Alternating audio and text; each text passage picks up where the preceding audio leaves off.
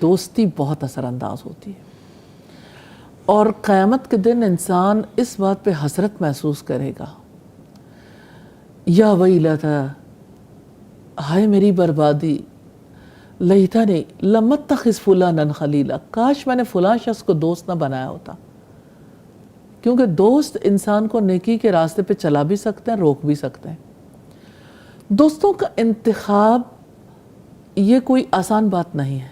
ہمارے اسلاف دعا کرتے تھے لیلۃ القدر میں بھی، یا اللہ مجھے اچھا دوست نصیب کر دے. پہلی بات تو یہ ہے کہ ماں باپ کو بچے کی پیدائش کے ساتھ ہی دعائیں کرنی چاہیے کہ یا اللہ اسے صالح لوگوں کی صحبت نصیب کرنا، اور اسے اچھا دوست اور اچھے ساتھی دینا.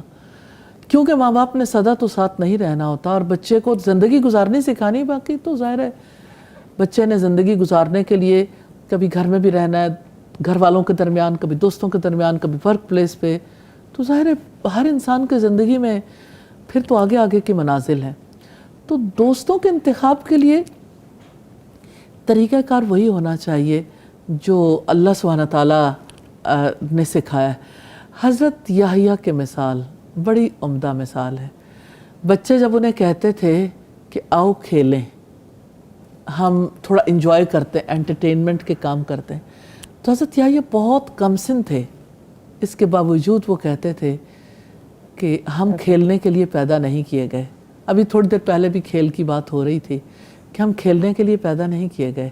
تو بچوں کو مثالیں دینی چاہیے کہ دیکھیں کہ لوگوں کے درمیان آپ ہو سکتے ہیں، لیکن کوئی آپ کو کسی چیز کی کال دے رہا ہے، کوئی کسی کی، یہ دیکھو کوئی آپ کو بلاتا کس کی طرف ہے. تو اچھے اور برے کی پہچان تب ہو سکتی ہے جب کسی کو پتا ہو اچھائی کیا ہے اور برائی کیا ہے. رائٹ اینڈ رانگ کا کانسیپٹ ہماری ٹیچرز کہا کرتی تھی. میری یونیورسٹی میں ہماری ڈین تھیں اور وہ ہمیں چائلڈ سائیکالوجی پڑھاتی تھیں، اور اس کے علاوہ جو ہے کچھ اور سبجیکٹس بھی. ایک دن وہ کہنے لگیں کہ ہمارے گھر پہ ایک ہمارے عزیز آئے اپنے بچے کو لے کے. تو بچے نے کوئی چیز اٹھائی اور ٹی وی کی اسکرین پہ ماری. تو ماں باپ اٹھے ہیں اور بچے سے کہنے لگے آپ کو ہوا تو کچھ نہیں، ہوا کچھ نہیں. کہتی ہیں کہ میرے اندر میں کھول رہی تھی کہ ہمارا ٹی وی توڑ دیا.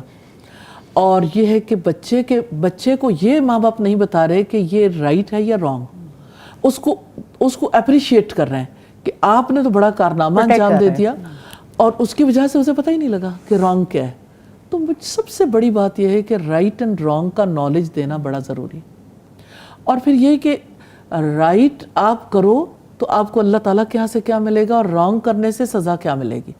اور یہ کہ آپ جب یعنی نیک عمل کرنے والوں رائٹ اچھا عمل کرنے والوں کے ساتھ رہتے ہو تو آپ کا دل بھی اچھائی کی طرف لگتا ہے، اور برے عمل کرنے والوں کے ساتھ رہتے ہو تو آپ کا دل بھی برائی کی طرف لگتا ہے. تو اچھے لوگوں کی خصوصیات کہانیوں کے ذریعے سے سنانی چاہیے. اور آپ یہ دیکھیں مثال کے طور پر جیسے حضرت ایوب کا صبر. اگر بچوں کو بالکل بچپن سے صبر کی بات حضرت ایوب کے کیریکٹر سے سکھائی جائے تو کیا بچے کے ذہن میں یہ نہیں آتا کہ دوست صبر کرنے والا ہونا چاہیے.